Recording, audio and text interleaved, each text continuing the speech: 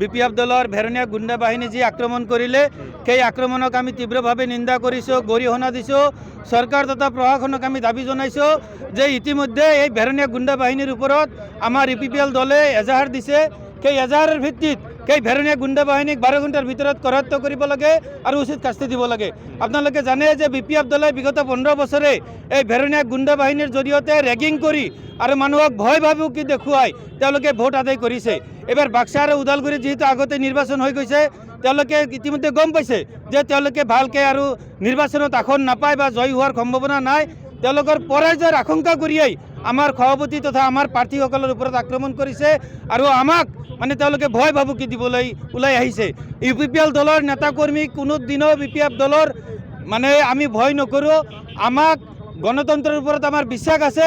ৰাইজে যোৱাকালি যিটো শিলেৰে বা ৰডেৰে আক্ৰমণ কৰিলে তাৰ পৰিৱৰ্তে ৰাইজে বেলট পেপাৰৰ জৰিয়তে BPF দলক প্ৰত্যুত্তৰ দিবলৈ আমি অনুৰোধ জনাইছোঁ।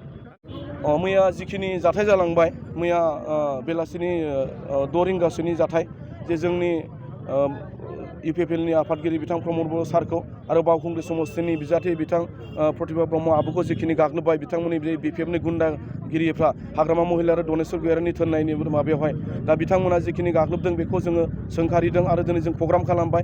जों हाग्रामा महिला आरो दनेश्वर गयारिनि मुर्तिखौ दिनै तामुलपुर जिल्ला माने UPPL नि बानजायनायाव जोङो सावबाय आरो बिनिफ्राय जों बेखौ प्रटेस्ट खालामदों जाहाथे डेम'क्रेसियाव बेबायदि जाया। डेम'क्रेसियाव बयहाबो मोन्थाय दङ। डेम'क्रेसिखौ माने बयखौबो फालिनो होनांगौ आरो बिनि थाखायनो जों बिथांमोनखौबो खावलायदों। आरो दिनै जिखिनि माने रायजो राजाफ्रा सेकेन्ड फेजनि जानो गोनां मानोना बिथांमोना फार्स्ट फेजआव जिखिनि माने उदालगुरि आरो बाक्सा बे मोननै माने डिस्ट्रिक्टआव मोनसेबो सिट मोननाय नङा बेखौ साननानै बिथांमोना मैया दावरावखौ खालामदों आरो बिथांमोना सानदोंमोन जे जोङो दावराव दावसि खालामोब्ला रायजो राजाया गिनानै BPF नो भट होगोन बिथांमोना सानदोंमोन। नाथाय दिनै जों बिनिफ्राय माने मोनसे नेगेटिभ नुनो मोन्दों आरो रायजो राजाया दिनै बिथांमोननि एगेन्स्टआव भट होगोन आरो बेखौनो जों आसा खालामदों। आरो फैबाय थानाय समावहाय जाहाथे बिथांमोना सेकेन्ड फेजनि जिथु क'क्राझार आरो चिरां बे मोननै डिस्ट्रिक्टआवबो बिथांमोना मोनसेबो देरहाया आं बेखौनो माने रायजो राजा खावलायहरबाय जाहाथे बिथांमोना जे 17था बोसोराव जिखिनि गुन्डागिरि खालामनानै मानसि बुथारनानै दादागिरि खालामनानै राजत्व खालामदोंमोन आरो दिनैबो बेखौनो खालामबावनो नागिरदों। नंखायनो आङो मोननैबो डिस्ट्रिक्टनि जे सेकेन्ड फेजआव जेसेबां समस्ति गोलैयो गासैबो समस्तिनि रायजो राजा बर'आनो जा गुबुन जाथियानो जा बेसेबां दङ बे मोननै डिस्ट्रिक्टनि रायजो राजाफोरखौ खावलायहरबाय जाहाथे बिथांमोना माने BPF नि एगेन्स्टआव भट होयो आरो दिनै जोंनि UPPL नि माने बिजाथिफोरनो बिथांमोना जेसेबां हायो एसेबां भट होनानै देरहाहरो मोननैबो डिस्ट्रिक्टनि बिजाथिफोरखौहाय आं बेखौनो रायजो राजाफोरनो खावलायहरबाय। बिथांमोननि जे 17था बोसोरनि गुन्डागिरिया जाहाथे जोबनानै फैयो आरो गोदान सरकार दानायनि उनावहाय जिखिनि जुदि माने गाज्रि आखु खालामोब्ला बेखौ जों जेबो खालामनायनि खोथा गैया। बेखौ प्रखाखना खालामगोन, बेखौ आयेन मथे खालामगोन। जोङो गोजोन थासारि नागिरो बेवहाय दावराव दावसि जानायखौ जों लुबैया। गोदान सरकार फैनायनि उनाव गुबुन गुबुन जाथि माहारिनि खामानि मावनांगौ दङ। BTC आव गोबां खामानि मावनांगौ दङ। बेफोर गासैबो खामानि मावनायनि थाखाय जों गोजोन थासारिखौ लुबैयो, जों दावराव दावसिखौ लुबैया। दा बिथांमोनाथ' बुंखागोन गावसोरखौ बासायनो थाखाय आरो जों मिथिनायावथ' जोंनि बाक्सानिबो थांदों इउथ BPF आरो माने एक्सबिएलटिनि सेंग्राफ्रा थांदों, बाक्सानिफ्राय थांदों, जोंनि दरंगाजुलि समस्तिनिफ्राय थांदों आरो बिथांमोनाबो बे जाथायाव जोङो जड़ित दं होननानै मिथिदों आरो बिथांमोना थांनानै बेवहाय गरम खालामहैदों आरो बेनो मोनसे प्रमान। आरो दिनै बिथांमोना बुंबालाय मा जानो बिसोर जड़ित गैया होननानै सोर दङ BTC आवहाय जोंनि बेबायदि आफादगिरिखौ गादों माने आक्रमण खालामनो थाखाय सोरबा AIUDF नि केन्डिडेटआनो जा, सोरबा कंग्रेसआनो जा, सोरबा BJPआनो जा, जोंनिखौथ' जोंनि एटेक खालामनायनि खुनु खारन थानाङा आरो मेन खालामग्राया सोर खालामबाय थादों थांनाय माने सिगांनि 15नि इलेक्सन 14नि इलेक्सन दावराव खालामनाया सोर खालामदों BPFआनो खालामबाय थादों। गुन्डागिरि दादागिरि मानसि दावथारनाय सोर खालामदों BPFआनो खालामदों। अब्ला BPF नङाबा सोर जानो हागौ दिनै बिथांमोना जेसेबांखि बुङा मानो BPFआनो खालामदों बेखौ। आं बे जाथायनि सायावहाय प्रखाखनखौ माने मेसेज होनो लुबैयो जाहाथे बिथांमोना माने कठोरनिफ्राय कठोर बेबस्था लानांगौ आरो जायफोर कालपिटफ्रा दिनै बे जाथायाव जड़ित दङ बिथांमोनखौ एरेस्ट खालामनांगौ, इमिडियेट एरेस्ट खालामनानै बिथांमोनखौहाय माने पानिशमेन्ट होनांगौ। आं बेखौनो प्रखाखनखौ खावलायदों। दिनैसिम प्रखाखना मैया जानाय जाथायनि सायाव जुदि जेबो लायाखैब्ला बिथांमोना लानांगौ, आं बेखौनो खावलायो। आरो जुदि लायाब्ला बे दुर्भाग्यजनक जागोन आरो बिथांमोनखौ जोङो सोरजोंबा बायास जानानै खामानि मावनाय होननानै जों सन्देह खालामनो गोनां जानानै फैगोन बाध्य। मैया जिथुनिखि बावखुंग्रि समस्तियाव नायगाव होननाय गामियावहाय जि जाथाय जालांबाय बे जाथाया बिराद मुगैथावना आरो लासिंसिं सोंखारि जाथावना बे जाथाया।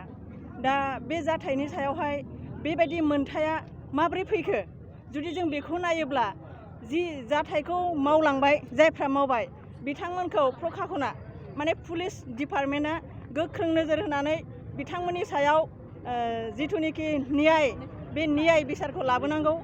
आरो आं बेखौनो लुबैयो दिनै गणतन्त्र बे भारत हादरा बे गणतन्त्रआवहाय जोङो जोंनि मोन्थाय बायदि जोङो इलेक्सनखौ खालामनो हायो, जों बिसायख'थियाव बाहागो लानो हायो। दा बे बिसायख'थि बाहागो लानायावहाय मोनसे दोलोनि सासे प्रेसिडेन्टनि सायावहाय बा सासे केन्डिडेटनि सायावहाय बेबायदि मावनाया मुगैजाथाव खामानिया खोब माने लासिंसिं लज्जाजनक खामानि जादों। जोङो बेफोरखौहाय रायजो हिसाबै बा जों महिला हिसाबै जों खोब मुगैथावना मोनदों। बेफोरबायदि खामानिनि सायाव सरकारा नोजोर लाखिनांगौ आरो जायफ्रा बे खामानिफोरखौ मावबाय बिथांमोनखौ गोख्रै हमनानै पानिशमेन्ट होनांगौ। दा आं बेखौनो लुबैयो जिथुनिखि जाथाय बे जाथायखौ खालामग्राफोरखौ दिनैसिमहालागै रावबो हमनो हायाखै। बिनिखायनो आं बुंगोन जाय जाथायखौ बानायदों बे जाथाय बानायग्राफोरजों आसलथे जि सरकारा दिनै आसामखौ सालायगासिनो दङ बे सरकारा बिथांमोनजों लोब्बा दं। नङामोनब्ला दिनैसिम बिथांमोनखौ मानो हमनो हायाखै? हमनो हागौमोन। दिनै जोंहा मोनसे बिटिआर सक्ति जालांबाय। बे बिटिआर सक्तिखौ दफाफोरखौ मावफुंनो थाखाय जाय बिथांमोनहा दिनै बिखाफोर दानानै फैदों रायजो राजानि जौगाथायनि खामानिखौ मावनो थाखाय, दा बिथांमोनखौ रायजोफ्रा दिनै लैहोर लैहोर गासिबो हेफाजाब खालामदों। साफ्रोमबो रायजो राजाया दिनै ट्रेक्टरनि सावगारियाव भट होनो आवगायबोदों आरो होदोंबो। आरो जिथुनिखि दिनै जि सेकेन्ड टाइम क'क्राझार आरो चिरां जिल्लाया बे इलेक्सनावहाय दिनै जाना थांगासिनो दङ, जागासिनो दङ। दा बेखौनो बिसोरो नोजोर होनानै बे गाज्रि खामानिफोरखौ मावदों जाहाथे UPPLआ फ्लप जायो।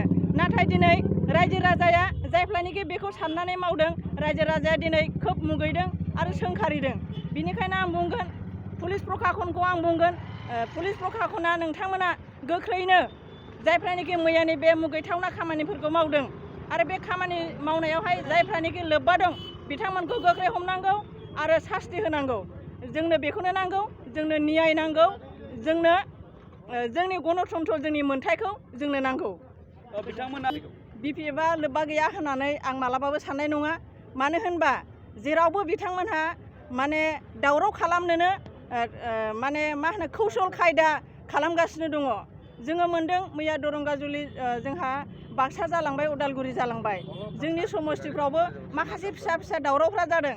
खिन्थु बे दावरावफ्राव जोङो BPF इउथनि सेंग्राफोरखौनो बांसिन बे कौशल खायदा खालामनायखौ जों नुनो मोन्दों। बिनिखायनो आं बुंनो लुबैदों बिथांमोननिफ्रायनो बे खामानिया जादों।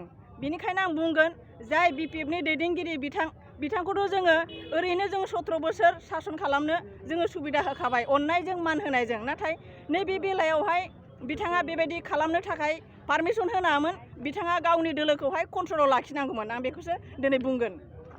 जेनेबा दिनै जोंनि बिबानगिरिफोरा जमा जानायनि जाहोना जाबाय मैया बेलासेनि क'क्राझाराव बावखुंग्रियाव प्रतिभा बायद'नि जायगायाव जि जाथाय जालांदोंमोन जोंनि आफादगिरि प्रमद बर' सारखौ इनाय उदखार खालामदों हाग्रामा महिलारिनि गुन्दागिरि पार्टिया। दिनै जों गोजोननाय मोनाखै, गाज्रि मोनदों। जेब्लायबो जों बिखौ निमाहा होनाय जानाय नङा। जों जेब्लाबो जों बिसोरखौ मोजां होननानै सानलिया। मानो होनोबा बेबायदि गाज्रि खामानि मावनायखौ जों मोजां मोनाखै। बेबायदि खालामनो नाङामोन जोंनि आफादगिरिखौ। जोंफोरो बिसोरखौ गुन्दागिरि होननानै बुंखागोन। मानो होनोबा बिसोरखौबो जों खालामनो हायोमोन, खिन्थु जों बेफोरबायदि खामानिखौ मावाखै। दिनै 17 बोसोरै बिसोरो गुन्दागिरि खालामनानै बेबायदि सोलिबोगासिनो दङ। जों माब्लाबाबो बिसोरखौ निमाहा होनाय जानाय नङा आरो जेब्लायबो जों बिसोरनि सायाव सोंखारिगोन। आरो जोङो बेबायदिनो दिनैनि समाव जोंहा हाग्रामा महिलारिखौ पुतला बनायनानै सावनाय जादों आरो बिखौ जोङो बेबायदि खामानि मावबाय थायोबा जों बेबायदिनो खालामबाय थानाय जागोन। जोङो बेखौ दिनैनिफ्राय बांसिनसो मुगैनाय जाबाय। दिनै बावखुंग्रियाव बा क'क्राझाराव जोंहा बिसोर जिबायदि खामानि मावदोंमोन बे खामानि मावनायाव जोंहा बांसिन पजिटिभ जादों। खिन्थु बिसोरो जिखिनि खामानि मावना लादो बिसोरा बेनि गेजेरजों नेगेटिभ जालांनायखौ जों नुनो मोन्दों। बेथ' जादों जोंहा सरकारनि सायाव जोङो सोंखारिगोन। मानो होनोब्ला बिसोरो दिनै दासिमाव लागैबो बिसोरखौ मिथिजासेयावबो बिसोरो हमाखै। सानो जों मानो होनोब्ला सरकाराबो बिसोरजोंनो दंफायो नामा बेखौ जों सानना लानो गोनां जादों। मानो होनोबा बिसोरखौ हमनो नांगौमोन। बेबायदि जोंनि आफादगिरि सारखौ बेबायदि गाज्रि खामानि मावनायाव आधा घन्टानि उनावबो मोनफैनो हायाखै। जोंनि UPPL हानजानि लिडारफोरा मोनफैजोबदों, थेवबो पुलिस हानजाया मोनफैयाखै। बिनि थाखाय जों गोबां दुखु मोनदों पुलिस प्रखाखनखौ। जों जेब्लायाव लागै बिथांमोनखौ हमनो हाया अब्लायाव लागै जोंबो जिरायनानै थाया बेबायदिनो जों धरना होगोन बेबायदिनो जोङो ओंखारबोनानै जेब्लायाव लागै बिसोरखौ हमा अब्लायाव लागै जोङो आन्दलन खालामनानै बेबायदिनो सोंखारिबाय थागोन।